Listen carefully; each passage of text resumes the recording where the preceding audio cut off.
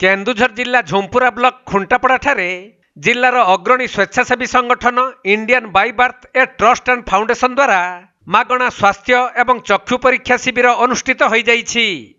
एही शिविर रे एमबीबीएस डाक्टर शांतनु कुमार टुडू और भूमिका आई हॉस्पिटल टीम सहित इंडियन बाय बर्थ ट्रस्ट रो को फाउंडर इंजीनियर सत्यरंजन साहू, सत्यजित तरेई, निकाश साहू, प्रदीप कुमार बेहेरा और खुंटापड़ा इंडियन बाय बर्थ महिला सदस्य माने जोग देइथिले।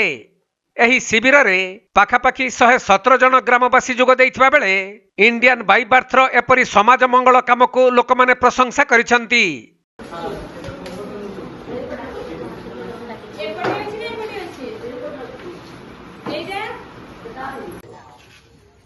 सुशीला सेठी